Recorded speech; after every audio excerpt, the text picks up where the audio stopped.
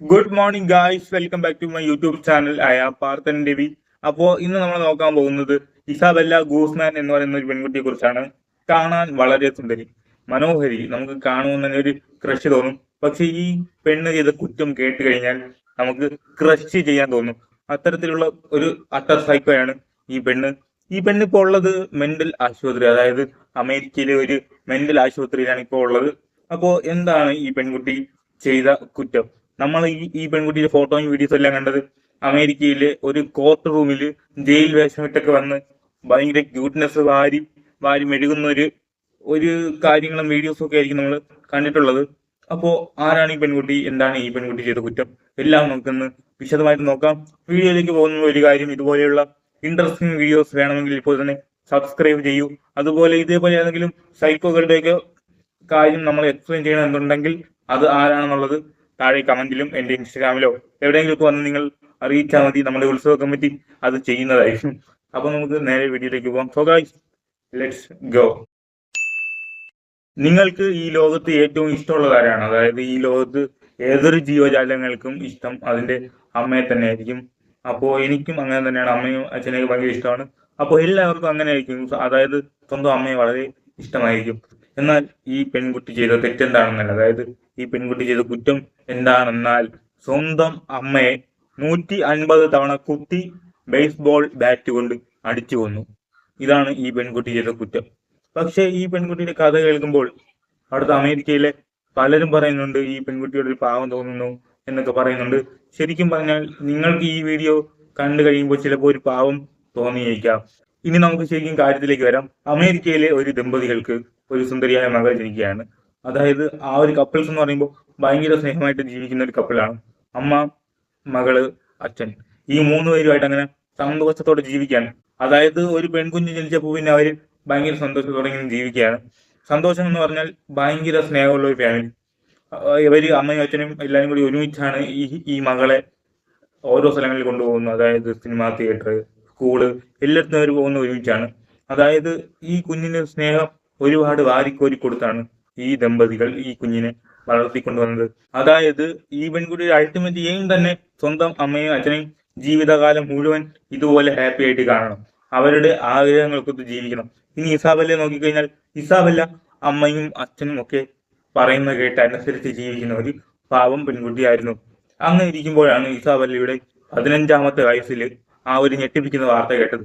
ഇത് ഇസാബെല്ലയ്ക്ക് ഞെട്ടിപ്പിക്കുന്ന വാർത്തയാണെങ്കിലും അമേരിക്കയിൽ ഇതൊരു കോമൺ വാർത്തയാണ്. അതായത് ഡിവോഴ്സ്. ഇസാബെല്ലയുടെ അമ്മയും അച്ഛനും ഡിവോഴ്സ് ആകാൻ പോകുന്നു. അതായത് ഇത്രയും സ്നേഹത്തോടെ ഇരിക്കുന്ന കപ്പിൾസ് എന്തിനാണ് ഈ ഡിവോഴ്സ് ചെയ്യാൻ പോകുന്നത്? ഇത് പക്ഷെ അമേരിക്കയിൽ ഭയങ്കര ഭയങ്കര കോമൺ ആണ്. നമ്മുടെ നാട്ടിലാണ് ഇത് ഭയങ്കര സംഭവമായിട്ട് കാണുന്നത്. അങ്ങനെ ഇസാബെല്ലയ്ക്ക് വളരെ വിഷമമായി. അതായത് ഇത്രയും സ്നേഹത്തോടെ താമസിക്കുന്ന അമ്മയച്ഛൻ എന്തിനാണ് ഡിവോഴ്സ് ആകുന്നത്? അങ്ങനെ ഇസാബെല്ലയ്ക്ക് വെറും 15 വയസ്സ് മാത്രം പ്രായം. അപ്പോ അമേരിക്കയിൽ മാത്രമല്ല എല്ലാ കൺട്രികളിലുള്ള ഒരു നിയമമാണ്, ഈ കുഞ്ഞ് ഡിവോഴ്സ് ആകുമ്പോൾ ആരുടെ കൂടെ താമസിക്കും? അമ്മയും അച്ഛനും വേർപിരിയുമ്പോൾ ഈ കുഞ്ഞ് ആരുടെ കൂടെ താമസിക്കും? അങ്ങനെ 15 വയസ്സ് മാത്രമേ ആ കുഞ്ഞിന് അന്ന് പ്രായം ഉണ്ടായിരുന്നുള്ളൂ. അങ്ങനെ 3 വർഷം, അതായത് 15 വയസ്സ് മുതൽ 18 വയസ്സ് വരെ 3 വർഷം ഈ കോടതി ഇങ്ങനെ കയറി ഇറങ്ങി ആ കുഞ്ഞിനെ ഇട്ട് കഷ്ടപ്പെടുകയാണ്. അതായത് അച്ഛൻ്റെ കൂടെ പോകണോ അമ്മയുടെ കൂടെ പോകണോ എന്നൊക്കെ ചോദിച്ചിട്ട് 3 വർഷം ആ കുഞ്ഞ് ഈ ഒരു കോടതി കയറി ഇറങ്ങി. ഇസാബെല്ല ഈ ഒരു കോടതി കയറി ഇറങ്ങി. ഇതേ സമയം അമ്മ രണ്ടാമതൊരു കല്യാണം കഴിച്ചു. അതായത് അമ്മ ഒരു സെക്കൻഡ് മാരേജ് കഴിച്ചു. അച്ഛൻ വേറെ ആരെയും കല്യാണം കഴിച്ചില്ല, മോളെ നോക്കിക്കൊണ്ട് വീട്ടിൽ തന്നെ ഉണ്ടായിരുന്നു. അതായത് മോൾക്ക് സ്നേഹം വാരിക്കോരി കൊടുത്ത് കൂടെ തന്നെ അച്ഛൻ ഉണ്ടായിരുന്നു. അങ്ങനെ ഇസാബെല്ലയ്ക്ക് 18 വയസ്സായപ്പോൾ കോടതി വിധിച്ചു ഇസാബെല്ല ഇനി അമ്മയുടെ കൂടെ തന്നെ പോയാൽ മതി, ഇസാബെല്ല ഗൂസ്മാൻ ഇനി അമ്മയുടെ കൂടെ തന്നെ പോയാൽ മതി എന്ന് വിധിച്ചു. പക്ഷെ ഇസാബെല്ലയ്ക്ക് ഇതൊട്ടും ഇഷ്ടമില്ല. കാരണം ഇസാബെല്ലയ്ക്ക് അമ്മയോട് ഒരു വലിയ ദേഷ്യമുണ്ട്. അമ്മ വീണ്ടും ഒരു സെക്കൻഡ് മാരേജ് കഴിച്ചു.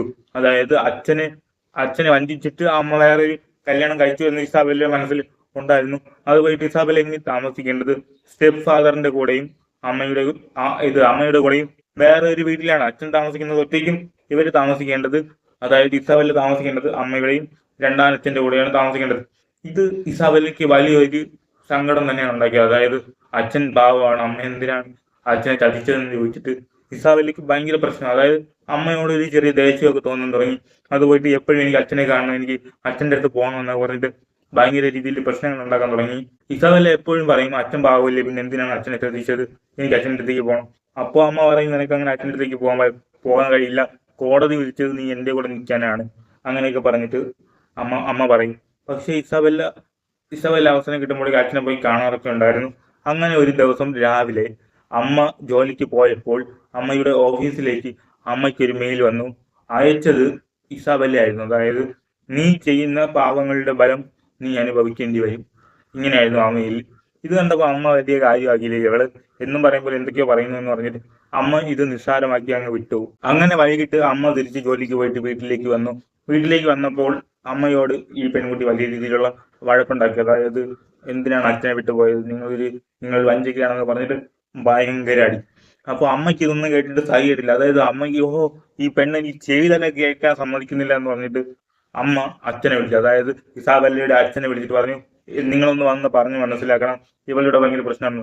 അങ്ങനെ അച്ഛൻ അപ്പോൾ തന്നെ വന്നു ഇസാബെല്ലയെ വീടിന് പുറത്ത് കൊണ്ടുവന്ന് ഒരു സ്ഥലത്ത് ഇരുത്തി കാര്യങ്ങളെല്ലാം പറഞ്ഞു വിശദമായിട്ട് പറഞ്ഞു കൊടുത്തു. അതായത് മോളെ, ഇനി മുതൽ നീ താമസിക്കുന്നത് നിന്റെ അമ്മയുടെ കൂടെയും രണ്ടാം അച്ഛൻ്റെ കൂടെയും ഈ വീട്ടിലാണ്, അതായത് ഇവിടെയാണ് നീ താമസിക്കേണ്ടത്, കോടതി അങ്ങനെയാണ് വിധിച്ചത്, ഇനി ഒരിക്കലും പഴയതുപോലെ അച്ഛനും അമ്മയും ഒരുമിക്കില്ല എന്നൊക്കെ പറഞ്ഞ് കാര്യങ്ങളെല്ലാം പറഞ്ഞ് മനസ്സിലാക്കി. നീ ഇങ്ങനെ വഴക്കുണ്ടാക്കരുത്, എപ്പോഴാണെങ്കിലും അച്ഛനെ വിളിക്കണം, അങ്ങനെയൊക്കെ പറഞ്ഞ് ഭയങ്കര രീതിയിൽ മോളെ സമാധാനിപ്പിച്ചു. അങ്ങനെ എല്ലാത്തിനും ഓക്കെ അച്ഛാ എന്ന് പറഞ്ഞിട്ടൊക്കെ തലകുലുക്കി ഈ പെൺകുട്ടി വീടിനകത്തേക്ക് കയറിപ്പോയി. അങ്ങനെ അച്ഛനെ തിരിച്ച് അച്ഛൻ്റെ വീട്ടിലേക്ക് പോയി. അങ്ങനെ ഇസാബെല്ല വീട്ടിനകത്തേക്ക് കയറിയിട്ട് എന്ത് ചെയ്തു എന്നാൽ അമ്മയാണെങ്കിൽ കുളിക്കാൻ പോകുന്ന അമ്മയെ പിടിച്ചു നിർത്തി വീണ്ടും വഴക്കുണ്ടാക്കി. അങ്ങനെ ഭയങ്കരമായ പ്രശ്നം കാരണം അമ്മ ഇതൊന്നും സഹിക്കാൻ വയ്യാതെ പോലീസിനെ വിളിച്ചു. അമ്മ പോലീസിനെ വിളിച്ചതിന്റെ പ്രഥമ ഉദ്ദേശം എന്ന് പറയുന്നത് ഈ മകളെ ഒന്ന് വരട്ടി പേടിപ്പിച്ച് കാര്യം പറഞ്ഞ് മനസ്സിലാക്കണം. അങ്ങനെ പോലീസ് വന്നപ്പോൾ ഈ പെൺകുട്ടി പിടിച്ചു നിർത്തി കുറെ വഴക്ക് പറഞ്ഞ് കുറെ വരട്ടി കാര്യം പറഞ്ഞ് മനസ്സിലാക്കി. ഇനി നീ പ്രശ്നം ഉണ്ടാക്കി കഴിഞ്ഞാൽ എൻ്റെ അമ്മ തന്നെ ഈ വീട്ടിൽ നിന്ന് തൂക്കി വെളിയിൽ കളയും. അതായത് നിനക്ക് 18 വയസ്സായി, ഇനി തന്നെയാണെങ്കിൽ നിന്റെ അമ്മയ്ക്ക് വീട്ടിൽ നിന്ന് പുറത്താക്കാം, അതിനുള്ള നിയമം നിന്റെ അമ്മയ്ക്കുണ്ട്, അതായത് അതിനുള്ള റൈറ്റ് നിന്റെ അമ്മയ്ക്കുണ്ടെന്നൊക്കെ പറഞ്ഞിട്ട് പോലീസ് കാര്യങ്ങളൊക്കെ പറഞ്ഞ് കുറെ ഈ പെൺകുട്ടിയിട്ട് വരട്ടി. അങ്ങനെ എല്ലാം കഴിഞ്ഞപ്പോൾ അങ്ങനെ പോലീസും പോയി, അമ്മ കുളിക്കാനും പോയി. ഈ പെൺകുട്ടിയാണെങ്കിൽ ഭയങ്കര വിഷമത്തിരുന്ന് കരയുന്നു. അതായത് ദേഷ്യം കൊണ്ട് തറയിൽ കൈയിട്ടൊക്കെ അടിക്കുന്നു. അങ്ങനെ ഭയങ്കരമായൊരു ദേഷ്യം, സങ്കടം, അലമുറയിട്ട് കരയുന്നു. ഇതെല്ലാം സ്റ്റെപ്പ് ഡാഡ്, സെക്കൻഡ് ഫാദർ ഇതെല്ലാം കാണുന്നുണ്ടായിരുന്നു. അങ്ങനെ ഒരുപാട് സമയം കഴിഞ്ഞു പോയി. ഈ സ്റ്റെപ്പ് ഫാദർ ഗ്രൗണ്ട് ഫ്ലോറിൽ ഇരിക്കുമ്പോഴത്തേക്കും എന്തൊക്കെയോ ഒരു സൗണ്ട് കേൾക്കുന്നു. അതും ഫസ്റ്റ് ഫ്ലോറിൽ നിന്ന് എന്തൊക്കെയോ സൗണ്ട്, ആരൊക്കെയോ ഭയങ്കര കരയുന്ന സൗണ്ട്. അത് വരുന്നത് ഭാര്യ കുളിക്കാൻ കയറിയ ബാത്റൂമിൽ. അത് ഓൾറെഡി ഭർത്താവിന് അറിയാം. അതായത് ഇസാബെല്ലയുടെ അമ്മ കുളിക്കാൻ പോയ കാര്യം ഈ ഭർത്താവിനറിയാം. അങ്ങനെ എന്താണ് സംഭവം എന്നൊന്നും അറിയാതെ ഭർത്താവ് പോയി കൈതട്ടിയൊക്കെ വിളിച്ചു. ഹലോ ഡോർ തുറക്കുന്നു പറഞ്ഞിട്ട് കൈതട്ടി വിളിച്ചു. പക്ഷെ ആരും ഡോർ തുറക്കുന്നുമില്ല. അകത്തുനിന്നാണെങ്കിൽ എന്തൊക്കെയോ വല്ലാത്ത വിചിത്രമായ സൗണ്ടുകൾ കേൾക്കുന്നു. അങ്ങനെ ഭയങ്കര പേടിയിൽ നിന്ന് ഈ സ്റ്റെപ്പ് ഡാഡ് ഉടൻ തന്നെ പോലീസിനെ വിളിച്ചു. സാറെ പെട്ടെന്ന് പറഞ്ഞു, ഇതേപോലെ ഒരു സംഭവമുണ്ട്, ഇതിനകത്ത് നിന്ന് ഭയങ്കരമായി കരച്ചിലൊക്കെ കേൾക്കുന്നു. അങ്ങനെ പോലീസിനെ വിളിച്ചു. എന്നിട്ട് വീണ്ടും പോയി തട്ടി, അതായത് ഡോർ തട്ടി, എടാ അതിനകത്തുള്ള ആരെങ്കിലും ഒന്ന് തുറക്ക്, എന്താ പറ്റിയത് നിനക്കെന്ന് പറഞ്ഞിട്ട് ഡോറിട്ട് തട്ടി മുട്ടിയൊക്കെ വിളിച്ചു. അങ്ങനെ അവസാനം ഡോർ തുറന്നപ്പോ ഒരു സെക്കൻഡ് അച്ഛനൊന്ന്, അതായത് സ്റ്റെപ്പ് ഡാഡ് ഒന്ന് ബാക്കിലോട്ട് നീങ്ങി. എന്തിനെന്നാൽ ഡോർ തുറന്നപ്പോൾ സ്റ്റെപ്പ് ഡാഡ് കണ്ടത് ഇസാബെല്ല ഗൂസ്മാൻ മുഴുവനായിട്ട് രക്തത്തിൽ കുളിച്ച് കയ്യിൽ കത്തി വെച്ചോണ്ട് നിൽക്കുന്നു. അതായത് ഭയങ്കരത്തിൽ രക്തത്തിൽ കുളിച്ച് കയ്യിലൊരു കത്തിയും കൊണ്ട് നിൽക്കുന്നു. ഇനി ഈ ഇസാബെല്ല ഗൂസ്മാൻ അങ്ങനെ വലിയ രീതിയിലുള്ള വസ്ത്രമൊന്നുമില്ല, ജസ്റ്റ് ഒരു ബിക്കിനിയും ഒരു അണ്ടർ ഗാർമെന്റ് മാത്രം ഇട്ട് രക്തത്തിൽ കുളിച്ച് നിൽക്കുന്നു. താഴേക്ക് നോക്കിയപ്പോൾ അച്ഛൻ ഞെട്ടിപ്പോയി. അതായത് അമ്മ ചോരയിൽ കുളിച്ച് ശരീരം മുഴുവൻ മുറിപ്പാടുകളുമായിട്ട് തറയിൽ കിടക്കുന്നു. അങ്ങനെ അച്ഛനൊന്ന് പുറകോട്ട് നീങ്ങിയതും ഇസാബെല്ല ഗൂസ്മാൻ യാതൊരു തര ഭാവവ്യത്യാസവും ഇല്ലാതെ അച്ഛന്റെ മുഖത്ത് നോക്കാതെ തല കുനിച്ച് തന്നെ അച്ഛന്റെ മുന്നിലൂടെ നടന്ന് താഴേക്ക് പോയി, അതായത് ഗ്രൗണ്ട് ഫ്ലോറിലേക്ക് പോയി. സ്റ്റെപ്പ് ഡാഡ് പെട്ടെന്ന് തന്നെ അമ്മയ്ക്ക് ഇതുപോലെ CPR ഫസ്റ്റ് എയ്ഡും എല്ലാം കൊടുത്തു നോക്കി. പക്ഷെ അൺഫോർച്ചുനേറ്റ്ലി അമ്മ മരിച്ചിരുന്നു. അങ്ങനെ പോലീസ് വന്നു ചോദിച്ചു എവിടെയാണ് ഇസാബെല്ല ഗൂസ്മാൻ. അപ്പോൾ അച്ഛൻ പറഞ്ഞു അവള് താഴേക്ക് ഇറങ്ങി പോകുന്ന കണ്ടു. അങ്ങനെ പോലീസ് ആ ഏരിയ മുഴുവൻ മരിച്ചു പറക്കിയിട്ടും അവിടെ ഇസാബെല്ലയെ കാണാൻ സാധിച്ചില്ല. അങ്ങനെ പോലീസ് അമ്മയുടെ മരണം സ്ഥിരീകരിച്ച് ബോഡി പോസ്റ്റ്മോർട്ടത്തിനായിട്ട് ഹോസ്പിറ്റലിലേക്ക് അയച്ചിട്ട് വീണ്ടും കാര്യം എല്ലാം നോക്കുകയാണ്. അതായത് എല്ലായിടവും സെർച്ച് ചെയ്യാണ്. അധികം ദൂരം പോകാൻ സാധ്യതയില്ല, കാരണം ഒരു പ്രോപ്പർ ഡ്രസ്സ് പോലും ഇല്ലാതെ എങ്ങനെ ഈ കുട്ടി ഇത്രയും ചോരയിൽ കുളിച്ച് ഒരുപാട് ദൂരം പോകും. അങ്ങനെ മുഴുവൻ സെർച്ച് ചെയ്തു. അങ്ങനെ ഇരിക്കുമ്പോഴാണ് രാത്രി ഒരു കോൾ വരുന്നത്. സാറേ, ഞങ്ങളുടെ കടയിൽ ഒരു പെൺകുട്ടി ചോരയിൽ കുളിച്ച് കയറി വന്നു. ചോദിച്ചപ്പോൾ പറഞ്ഞത് എന്നെ റേപ്പ് ചെയ്യാൻ ശ്രമിച്ച 2 പേരെ ഞാൻ കൊന്നു. ഈ വിവരം പോലീസിനെ അറിയിക്കരുത്. പോലീസിനെ അറിയിച്ചാൽ അവരെന്നെ ടോർച്ചർ ചെയ്യുമെന്നാണ് ആ പെൺകുട്ടി പറഞ്ഞത്. എന്നിട്ട് അവൾ ഞങ്ങളോട് ഡ്രസ്സ് ചോദിച്ചു. അങ്ങനെ ഞങ്ങളും ഡ്രസ്സ് കൊടുത്തു. പിന്നീട് ഈ പത്രവാർത്തയും ഈ ന്യൂസും കണ്ടപ്പോഴാണ് ഞങ്ങൾ കാര്യം മനസ്സിലാക്കിയത് എന്ന് പറഞ്ഞ് ഒരു കോൾ വന്നു. അങ്ങനെ പോലീസ് ഏകദേശം ഉറപ്പിക്കുകയാണ് ഇത് ഇസാബെല്ല ഗൂസ്മാൻ ആയിരിക്കുമെന്ന്. അങ്ങനെ പോലീസ് പെട്ടെന്ന് പാഞ്ഞെത്തിയപ്പോഴത്തേക്കും ഇസാബെല്ല ഗൂസ്മാൻ അവിടെ നിന്നും പോയിരുന്നു. അതായത് അവിടെ നിന്നും എസ്കേപ്പ് ചെയ്തിരുന്നു. ഇപ്പൊ നോക്കിക്കഴിഞ്ഞാൽ ഇസാബെല്ല ഗൂസ്മാന് നല്ലൊരു പുതിയ വസ്ത്രമുണ്ട്. അതുപോലെ തന്നെ ഇസാബെല്ല ഗൂസ്മാൻ തന്റെ മുടി കളർ ചെയ്യാനും തന്റെ മുടി വെട്ടിക്കളയാനും ശ്രമിച്ചിട്ടുണ്ട്. അങ്ങനെ പല വിധത്തിലുള്ള മേക്ക് ഓവർ ചെയ്തതിനു ശേഷമാണ് ഇസാബെല്ല ഗൂസ്മാൻ അവിടെ നിന്ന് പോയത്. അങ്ങനെ 2 ദിവസം കഴിഞ്ഞു. 2 ദിവസം കഴിഞ്ഞപ്പോൾ വളരെ ഈസി ആയിട്ട് തന്നെ ഇസാബെല്ല ഗൂസ്മാനെ പിടികൂടി. എങ്ങനെയെന്നാൽ ഈ വീടിന്റെ അടുത്തുള്ള ഒരു പാർക്കിംഗ് ഏരിയയിൽ ഒരു പെൺകുട്ടി കുറെ നേരമായിട്ട് കറങ്ങി തിരിഞ്ഞ് നടക്കുന്നു എന്ന് പറഞ്ഞിട്ട് അവിടുത്തെ നാട്ടുകാർ ഫോൺ വിളിച്ചു. അങ്ങനെ പോയി പിടികൂടിയപ്പോൾ ഇത് ഇസാബെല്ല ഗൂസ്മാൻ ആയിരുന്നു. പക്ഷെ 100% ഇസാബെല്ല ഗൂസ്മാൻ അല്ല. കാരണം എന്തൊക്കെയോ മാറ്റമുണ്ട്. അതുകൊണ്ട് 100% ഇസാബെല്ല ഗൂസ്മാൻ ആണെന്ന് ഉറപ്പിക്കാൻ സാധിച്ചില്ല. അങ്ങനെ പോലീസ് ഫിംഗർ പ്രിന്റ് എല്ലാം നോക്കിയപ്പോൾ ഇത് ഇസാബെല്ല ഗൂസ്മാൻ തന്നെയായിരുന്നു. പക്ഷെ ഇസാബെല്ല ഗൂസ്മാൻ പറയുന്നുണ്ടായിരുന്നു ഞാൻ ഇസാബെല്ല അല്ല, ഞാൻ വേറെ പെൺകുട്ടിയാണെന്ന്. പക്ഷെ പോലീസ് ഫിംഗർ പ്രിന്റ് എല്ലാം എടുത്ത് കൺഫേം ആക്കി. അങ്ങനെ ഇസാബെല്ല ഗൂസ്മാനെ കോടതിയിലേക്ക് കൊണ്ടുപോയി. കോടതിയിൽ വച്ചുള്ള എല്ലാ ഡീറ്റെയിൽസുമാണ് നമ്മൾ എല്ലാ സോഷ്യൽ മീഡിയയിൽ കണ്ടത്. അതായത് കോർട്ടിൽ കൊണ്ടുവന്നപ്പോഴുള്ള ഈ പെൺകുട്ടിയുടെ ക്യൂട്ട്നെസ് ഉള്ള ചേഷ്ടകളാണ് നമ്മൾ കണ്ടത്. അതായത് ചിരിക്കുന്നു, പെട്ടെന്ന് സങ്കടം വരുന്നു, പെട്ടെന്ന് ദേഷ്യം കാണിക്കുന്നു. അങ്ങനെ കോർട്ടിലും എല്ലാവരും ഇത് ശ്രദ്ധിച്ചു. അതായത് കോർട്ടിലെ ജഡ്ജും ഇതെല്ലാം ശ്രദ്ധിച്ചു. എന്തുകൊണ്ടാണ് ഈ പെൺകുട്ടി ഇത്രയും വിചിത്രമായ രീതിയിൽ ബിഹേവ് ചെയ്യുന്നത്?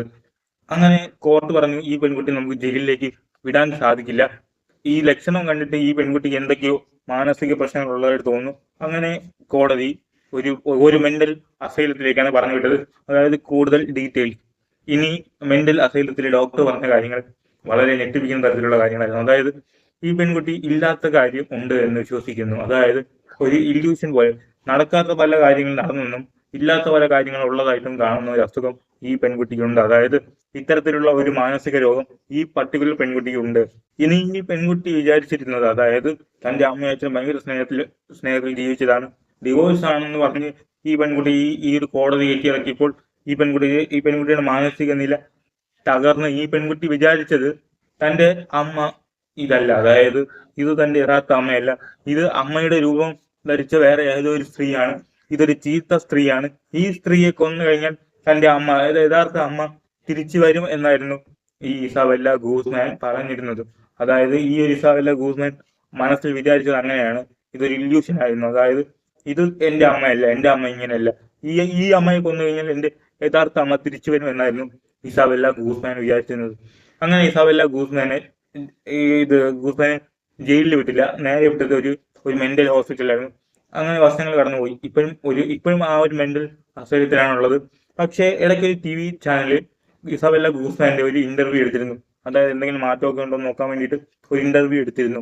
എന്നാൽ ആ ഇന്റർവ്യൂവിൽ സംഭവിച്ചത്, ഇസാബെല്ല ഗൂസ്മാൻ പറഞ്ഞിരുന്നു എനിക്ക് ഇതേപോലെ എല്ലാവരോടും വന്ന് സംസാരിക്കണം, എനിക്ക് സൊസൈറ്റിയിൽ ഒരു നല്ല ആളായിട്ട് ജീവിക്കണം എന്ന് പറഞ്ഞിട്ട് ഭയങ്കര വിഷമത്തിൽ പറയാണ് എന്നെ ദിവസവും ഒരാൾ റേപ്പ് ചെയ്യുന്നു, അതായത് സെക്ഷലി എന്നെ യൂസ് ചെയ്യുന്നതെന്ന് അവിടെ പറയാണ്. ഇത് വലിയൊരു ചർച്ചയായി. കാരണം പോലീസിന്റെ കൺട്രോളിലുള്ള ഈ ഒരു മെന്റൽ അസൈലത്തിൽ ആരാണ് റേപ്പ് ചെയ്യാനുള്ളത്? അങ്ങനെ ഇസാബെല്ല ഗൂസ്മാൻ ഒരു പർട്ടിക്കുലർ പയ്യനെ ചൂണ്ടിക്കാണിച്ചു. അങ്ങനെ പോലീസ് എല്ലാം എൻക്വയറി ചെയ്തപ്പോൾ ഈ പയ്യനും ഇസാബെല്ല ഗൂസ്മാനും തമ്മിൽ അധികം കാണാറ് പോലും ഇല്ല. അതായത് ഈ പയ്യന് വേറെ ഡിപ്പാർട്ട്മെന്റ്, ഇസാബെല്ല ഗൂസ്മാൻ കിടക്കുന്നത് വേറെ സെക്ഷനിൽ. അങ്ങനെ ഇത് മുഴുവൻ കള്ളത്തരമാണെന്ന് കണ്ടുപിടിച്ചു. ഇപ്പോഴും ഇസാബെല്ല ഗൂസ്മാന് ഇല്യൂഷൻ ഉണ്ട് എന്ന് മനസ്സിലാക്കി. അതായത് ഇപ്പോഴും ഇല്ലാത്ത കാര്യങ്ങൾ ഉണ്ട് എന്ന് വിശ്വസിക്കുന്നു എന്ന കാര്യം കോടതി മനസ്സിലാക്കി.